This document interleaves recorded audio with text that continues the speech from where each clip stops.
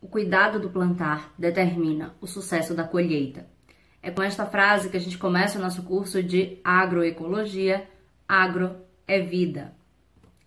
Antes de qualquer coisa, vamos entender o que é a agroecologia.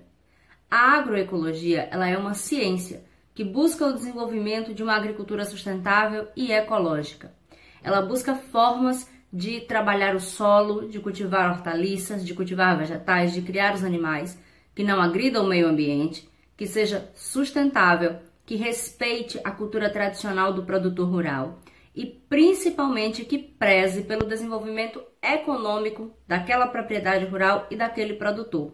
Entretanto, levando sempre em consideração a conservação do solo, da água, o respeito à natureza, ou seja, são técnicas, é uma ciência que estuda o desenvolvimento de técnicas para que seja possível o desenvolvimento de uma agricultura que não agrida o meio ambiente. A agricultura ela é uma atividade fundamental, ela é essencial. Não existe alimento que chegue à mesa de qualquer pessoa no planeta inteiro que não passe pela agricultura de alguma forma. Por mais industrializado que seja o alimento, ele depende da agricultura de alguma forma, direta ou indiretamente. Então, a agricultura ela é uma atividade essencial. Entretanto, é também uma atividade que causa um grande impacto ambiental.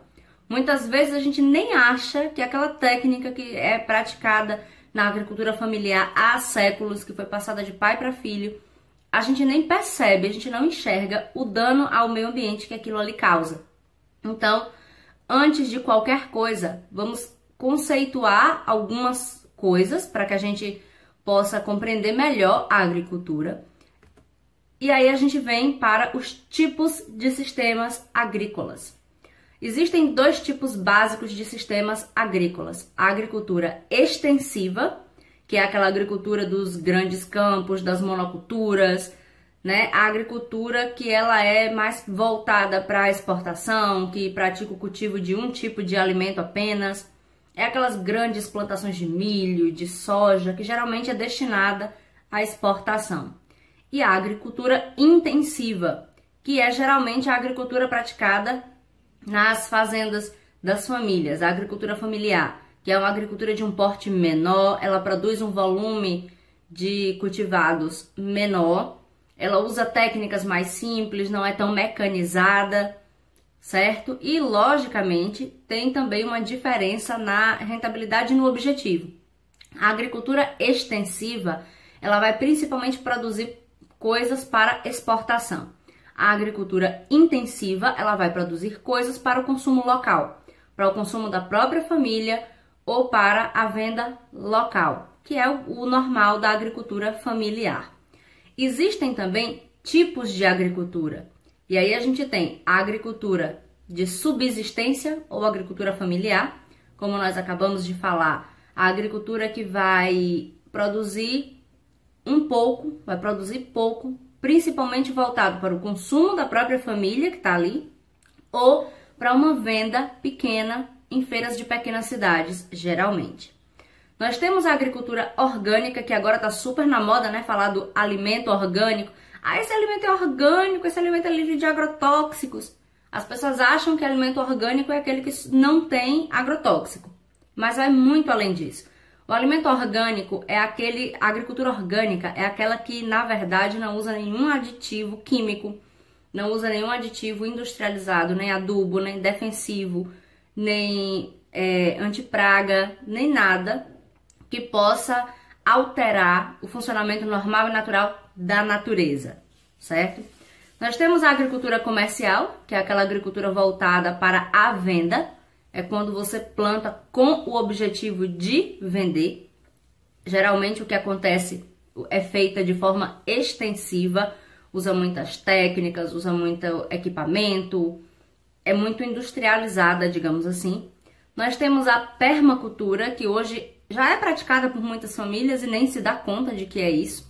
A permacultura é uma forma de cultivar que você respeita a natureza, você integra sistemas de criação de animais com cultivos de hortaliças e vegetais, já de uma maneira ecológica. E nós temos a agropecuária, que é a criação de animais e o cultivo de plantas, mas sem a observação dessas técnicas de sustentabilidade, de preservação de meio ambiente e de solo, certo? A gente aqui vai trabalhar algumas outras. A agricultura, como eu já falei com vocês, ela causa diversos impactos ambientais que a gente nem se dá conta de que causa. E esses impactos ambientais, eles acabam refletindo na própria produtividade daquela propriedade. Alguns desses impactos são o desgaste do solo, é muito comum, porque a planta ela precisa de nutrientes que vai ser retirado do solo. Aqui na nossa região de Caatinga, a gente já tem um solo que é pobre, um solo que não é muito rico em nutrientes. Então, já é difícil você cultivar algumas espécies vegetais. Para completar, obviamente, a planta precisa retirar do solo aquele nutriente que é necessário para o seu funcionamento, para o seu metabolismo. Então, é muito comum a gente ver na agricultura o desgaste do solo, que é a retirada excessiva de nutrientes sem que haja uma reposição. E aí, esse solo fica pobre e necessita de uma adubação. Muitas vezes, a via mais fácil de adubação é a adubação química.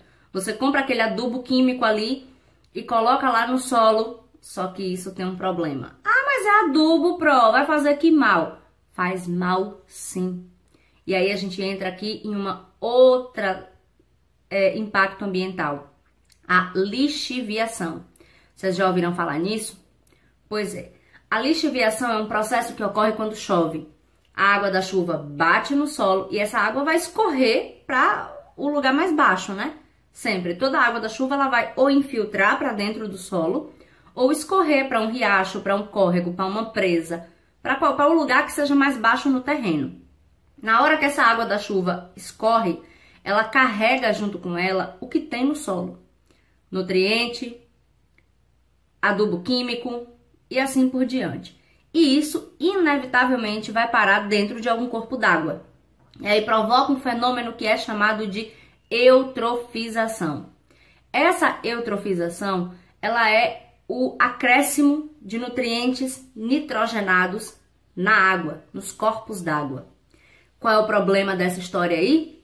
Esses compostos químicos que geralmente estão presentes no adubo químico, ele reage com o oxigênio que está presente na água, ele acaba deixando essa água pobre em oxigênio, o que resulta na morte dos animais que tem ali naturalmente naquele corpo d'água.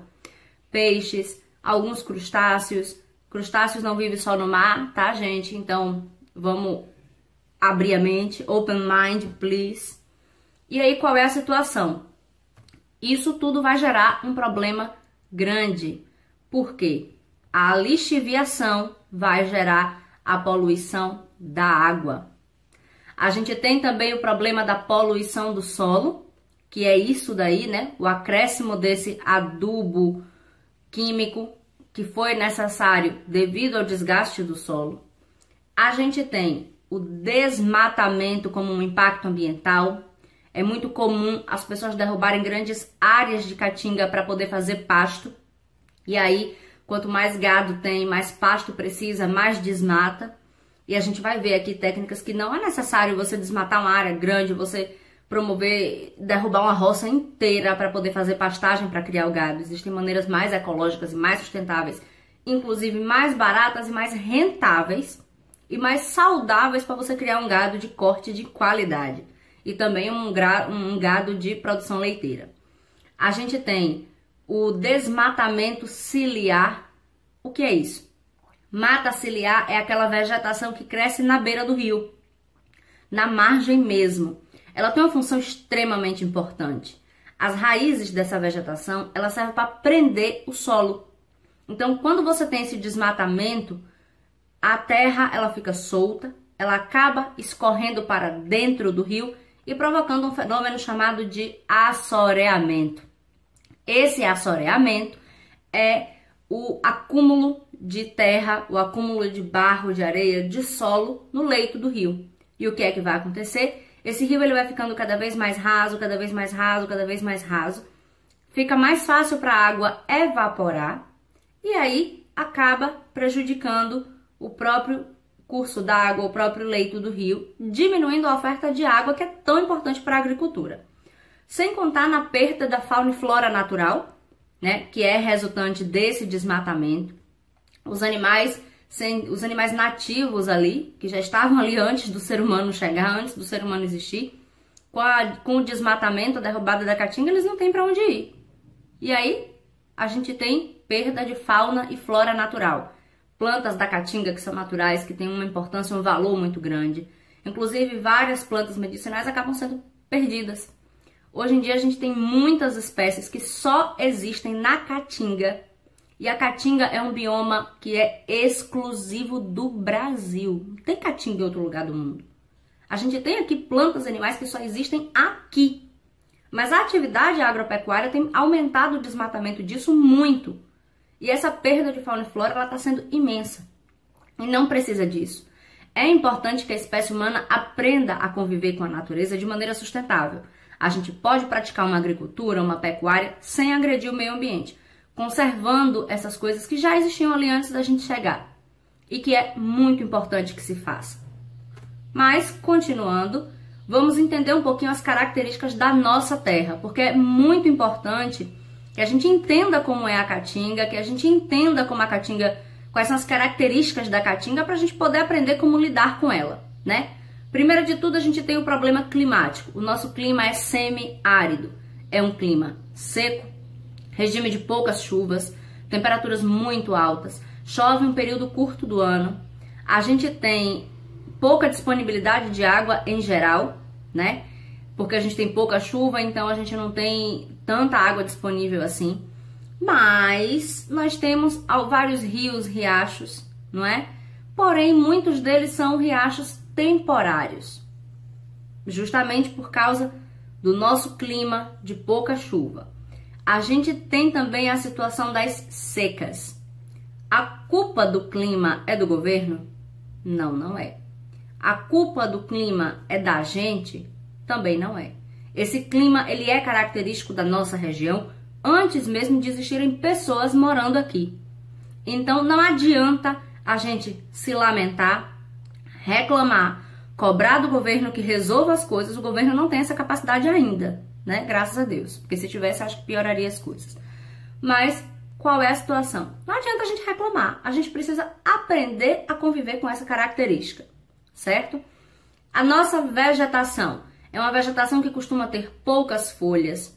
São árvores de médio porte. A gente não tem aquelas árvores imensas, como a gente vê em uma floresta tropical, uma floresta como a floresta amazônica, né? São árvores de baixo porte, com poucas folhas, geralmente retorcida, com os galhos retorcidos, acinzentados.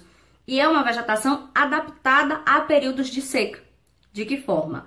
Tem a vegetação que perde as folhas durante o período de seca, que deixa a nossa caatinga com aquele aspecto de que está tudo morto, de vegetação morta. Mas na verdade ela não tá, porque a gente sabe que quando cai a primeira gotinha de chuva, fica tudo verde e é aquela alegria, aquela beleza, certo? São vegetações que têm maneiras de armazenar água. E aí a gente vem para a barriguda, a planta da barriguda é uma dessas vegetações que fazem isso, certo? Ela armazena água no seu caule, por isso que o caule fica mais grosso. E várias outras adaptações. É uma vegetação geralmente espinhosa, acinzentada, e tudo isso são adaptações para viver nesse ambiente de seca. A gente tem um solo que costuma ser arenoso e pobre. O solo arenoso, ele é um problema para a agricultura porque ele não retém nutrientes. Ele é um solo que, por ser arenoso, o tamanho do grão que forma ele é grande, então a água bate nesse solo e infiltra com muita velocidade, com muita rapidez, e acaba não prendendo ali aquele nutriente que a planta precisa, e isso acaba deixando o nosso solo pobre, certo? É também um solo geralmente ácido, justamente por ser um solo arenoso, por não prender a matéria orgânica que é fundamental, ele acaba se tornando um solo ácido, porque a sua composição é principalmente mineralógica. E um solo ácido, ele não permite o desenvolvimento da maioria das hortaliças, da vegetação que precisa ser cultivada, que tem interesse econômico para a agricultura. Mas isso também tem solução. Por último, né, como eu já disse, a gente tem pouca disponibilidade de água. E a gente precisa de técnicas para aprender a conviver com todos esses problemas, digamos assim, né? São as características do nosso ambiente. A caatinga, ela estava aqui antes de existir o ser humano e ela já era desse jeito. Não adianta a gente rezar por um milagre, não adianta a gente esperar do governo, das autoridades que resolva, porque isso não vai mudar, é o clima, é natural da nossa região. Mas existem técnicas, existem maneiras de você conviver com isso de maneira sustentável, de maneira que você possa cultivar o que você quiser, criar o animal que você quiser, dentro de alguns limites, óbvio. Mas é possível fazer tudo isso de maneira saudável e sustentável. E aí a gente agora vai estudar as características da agroecologia. Primeiro, a agroecologia é a forma de produzir que trabalha o uso da terra com planejamento, de modo integrado, preocupando-se constantemente com questões como o lixo no meio rural e a preservação da água e da biodiversidade. Como eu disse a vocês, o principal objetivo da agroecologia é promover uma agropecuária que preserve o meio ambiente, que permita o cultivo de qualquer vegetal e a criação de animais sem causar dano a esse meio ambiente, o que torna essa prática agropecuária mais sustentável e mais saudável. Bom, a agroecologia ela é dividida em 4 ramos. Nós temos a agricultura orgânica e biológica, a agricultura biodinâmica, a agricultura natural e a permacultura. Nós não vamos trabalhar com esses 4 ramos.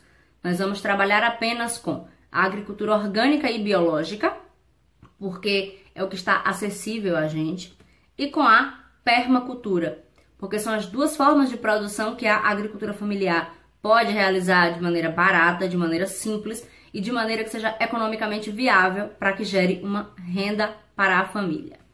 A agricultura orgânica é uma forma de produção baseada no equilíbrio entre o solo, a água e a planta, permitindo de forma sustentável a produção sem o uso de produtos químicos, sem adubos hidrossolúveis, sem defensivos agrícolas.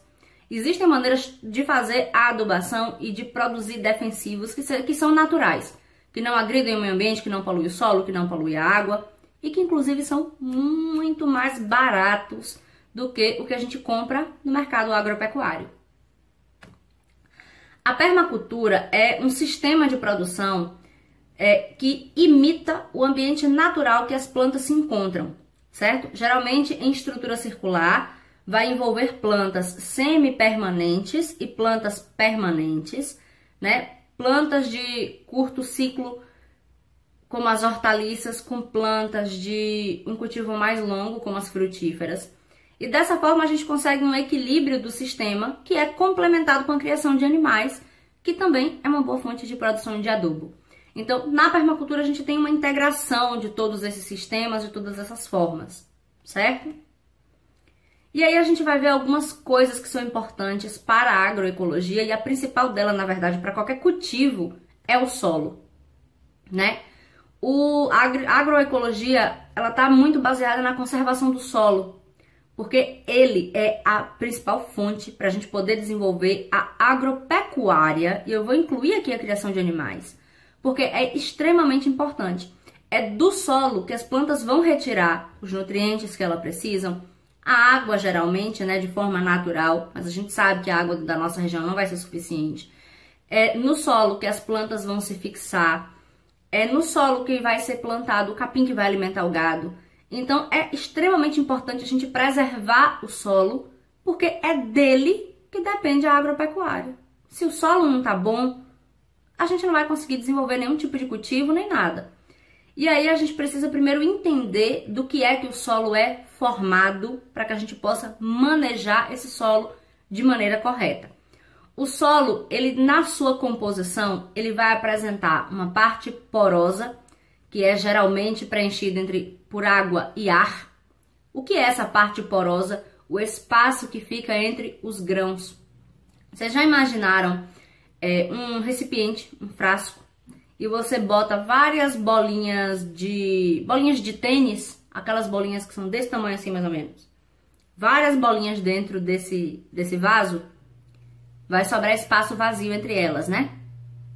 Se eu pegar o mesmo vaso e eu encher de bolinhas de gude, vai continuar sobrando espaço, não vai? Se eu encher com aquelas bolinhas de isopor bem pequenininha, vai continuar sobrando espaço? Eu ainda conseguiria em cada um desses vasos encher de água ou encher de areia para complementar os espaços vazios? Eu conseguiria. Então, o nosso solo é a mesma coisa. Imagine que essas bolas são os grãos que formam o nosso solo. E esses grãos eles vão ter tamanhos diferentes e isso vai influenciar na conservação de água, na conservação de nutrientes, vai influenciar completamente na qualidade daquele solo, nas características. Além dessa parte porosa, que é o espaço entre um grão e outro, onde geralmente a água vai ficar armazenada, onde o ar vai ficar armazenado, o solo ele tem uma parte sólida, que é composta pelos minerais e pela matéria orgânica. Os minerais é o próprio grão mineral, né, que forma o solo, e a matéria orgânica é resultante da decomposição de tudo que foi vivo um dia e se agrega ali naquele solo. Quanto maior o tamanho do grão, mais difícil vai ser prender essa matéria orgânica na parte superficial do solo, onde geralmente são plantados os vegetais, né? Ou seja, quer dizer que a matéria orgânica é muito importante. Ela é fundamental para qualquer tipo de agricultura, certo?